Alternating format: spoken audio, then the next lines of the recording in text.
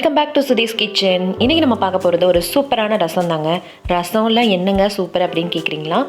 இந்த ரசம் வந்து எதை வச்சு பண்ணியிருக்கோம் அப்படின்னா முருங்கைப்பூ வச்சு பண்ணியிருக்கோம். ஸோ முருங்கைப்பூ வச்சு சில பேர் வந்து அந்த முட்டை பொரியல் மட்டும் பண்ணுவாங்க. இன்றைக்கி நம்ம இந்த ரசம் வந்து சூப்பராக எப்படி பண்ணலாம் அப்படிங்கிறத பார்க்கலாம். வாங்க கிச்சனுக்குள்ளே போகலாம். ஸோ இதுக்கு வந்து நான் ஒரு அரை கப்பு வந்து முருங்கைப்பூ எடுத்து வச்சுருக்கேன். முருங்கைப்பூ வந்து கண் பார்வைக்கும் சரி, ஞாபக சக்திக்கும் சரி, அப்புறம் உடம்பு பலத்துக்கும் சரி நிறைய அயன் கண்டென்ட் இருக்குது. ஸோ அதனால் இந்த முருங்கைப்பூவையும் நம்ம வேஸ்ட் பண்ணாமல் கீழே விழுற முருங்கைப்பூ இல்லை அப்படின்னா காய்க்காத முருங்கைப்பூருக்கெலாம் இருக்கும் பார்த்திங்களா, அதையெல்லாம் யூஸ் பண்ணி இந்த மாதிரி ஒரு ரசம் பண்ணலாம். ஃபஸ்ட்டு வந்து இந்த முருங்கைப்பூவை வந்து கொஞ்சமாக தண்ணி விட்டு நான் கொதிக்க விட போகிறேன். ஸோ அதில் கொஞ்சமாக உப்பும் போட்டுக்கிறேன். இதை வந்து நம்ம மண் சட்டியிலையோ இல்லை நார்மல் சட்டியில் கூட போட்டு கொதிக்க வைக்கலாம். மண் சட்டியில் ஏன் போடுறோம் அப்படின்னா அதில் இருக்க நியூட்ரியன்ஸ் எதுவுமே வீணாகாது.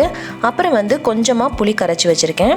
அப்புறம் சீரகம், மிளகு, அப்புறமா பூண்டு, ஒரு 4-5 பல்லு பூண்டு, இதை சேர்த்து கொரப்பாக அரைச்சி வச்சுக்கலாம். இப்போ இதையும் அரைச்சாச்சு பாருங்கள். இந்த மாதிரி கொரப்பாக அரைச்சா போதும். இப்போ பார்த்தீங்க அப்படின்னா தண்ணி கொஞ்சம் நல்லா வத்திடுச்சு. அதே மாதிரி முருங்கைப்பூவும் நல்லா வெந்துடுச்சு. இப்போ இதை தனியாக எடுத்து வச்சுட்டு நம்ம ரசம் ரெடி பண்ண ஆரம்பிச்சிடலாம். இந்த ரசத்துக்கு வந்து நார்மலாக பண்ணுற மாதிரி பண்ணாமல் கொஞ்சம் வந்து நம்ம வதக்கி போட்டு பண்ணும்போது ரொம்பவே நல்லா இருக்குங்க. கொஞ்சமாக எண்ணெய் விட்டுக்கலாம், கடுகு, அப்புறமா கொஞ்சமாக வெந்தயம், அப்புறம் பெருங்காயம், வரமிளகா, அப்புறம் கருவேப்பிலை, இது எல்லாமே தாளித்து போட்டுக்கலாம்.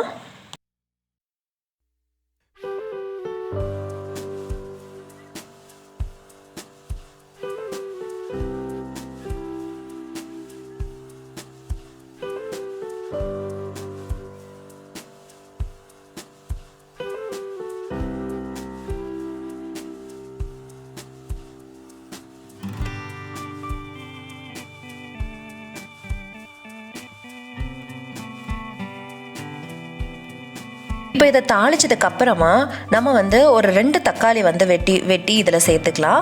ஸோ தக்காளி போடும்போது இதோடைய ஃப்ளேவர் ரொம்ப நல்லா இருக்குங்க. அப்படியே தக்காளி வெட்டி சேர்த்துக்கலாம். இதோட கொஞ்சமாக மஞ்சப்பொடியும் உப்பும் சேர்த்துக்கலாம். அப்போ அந்த தக்காளி வந்து நல்லா வந்து மசிஞ்சிரும். அதுக்கப்புறமா நம்ம சேர்க்க வேண்டிய பொருள் எல்லாத்தையும் சேர்க்கலாம்.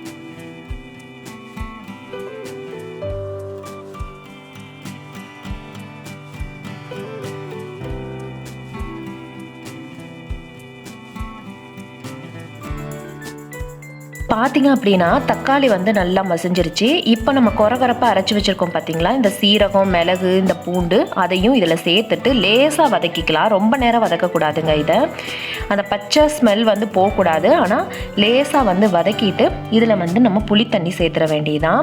ஸோ புளி வந்து அவங்கவுங்களுடைய டேஸ்ட்டுக்கு ஏற்ற மாதிரி, சில பேர் ரசத்தில் வந்து ஜாஸ்தியாக வந்து புளிப்பு இருக்கணும்னு நினைப்பாங்க, சில பேருக்கு கொஞ்சம் கம்மியாக இருக்கணும்னு நினைப்பாங்க. ஸோ அவங்களுக்கு ஏற்ற டேஸ்ட் மாதிரி நீங்கள் சேர்த்துக்கலாம்.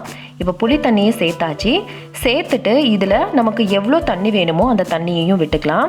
ஏன் அப்படின்னா இந்த முருங்கைப்பூ வேக வச்ச தண்ணி இருக்குது பாருங்கள், அதையும் வேஸ்ட் பண்ண வேணாங்க. அதையும் சேர்த்து வந்து நம்ம இதோட சேர்த்துக்கலாம்.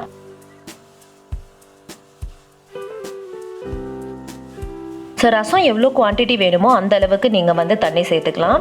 தண்ணி சேர்த்துட்டு ஃபைனலாக வந்து நம்ம முருங்கைப்பூவும் அதோட வேக வச்ச தண்ணியும் இருக்கும் பாருங்கள், அதையும் இதோட சேர்த்துடலாம்.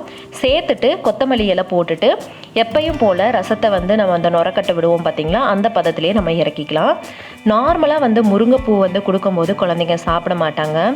அப்போது நீங்கள் வந்து இந்த மாதிரியோ இந்த சாம்பாராவோ இல்லை ரசமாவோ இல்லை முருங்கைப்பூவோ வந்து பாலில் போட்டோ கொடுக்கும்போது குழந்தைங்களுக்கே தெரியாமல் வந்து அவங்க சாப்பிட்ருவாங்க. நீங்கள் முட்டை பொரியல் பண்ணி தரும்போது கூட சில நேரம் அவங்க கண்டுபிடிச்சிருவாங்க. ஆனால் இந்த ரசத்தில் வந்து நீங்கள் ஊற்றி கொடுக்கும்போது கண்டிப்பாக வந்து அவங்களால கண்டுபிடிக்கவே முடியாது இதில் முருங்கைப்பூ கலந்துருக்கு அப்படின்னு சொல்லிட்டு. வேணும்னா இந்த முருங்கைப்பூவை இன்னும் கொஞ்சம் சின்னதாக கட் பண்ணி கூட சேர்த்துக்கலாம், ஒரு வேளை சாப்பிடாத குழந்தைங்களா இருந்தால். இப்போ பாருங்கள், இந்த நுரக்கட்டி வர பதத்துக்கு வந்துடுச்சு. இப்போ லேசாக கொதிக்க ஆரம்பிக்குது. அப்போது நம்ம ரசத்தை வந்து ஆஃப் பண்ணிடலாம். இது குழந்தைங்களுக்கு ஞாபக மறதிக்கு ரொம்ப நல்லதுங்க. ஸோ ஞாபக சக்தியை வந்து இன்னும் இன்க்ரீஸ் பண்ணும். உங்களுக்கு இந்த ஹெல்த்தியான ரசம் பிடிச்சிருக்குன்னு நம்புகிறேன். பிடிச்சிருந்தா என்னோட சேனலை சப்ஸ்கிரைப் பண்ணுங்கள், லைக் பண்ணுங்கள், ஷேர் பண்ணுங்கள். இன்னொரு சூப்பரான வீடியோவில் சந்திக்கலாம். பாய். தேங்க்ஸ் ஃபார் வாட்சிங்.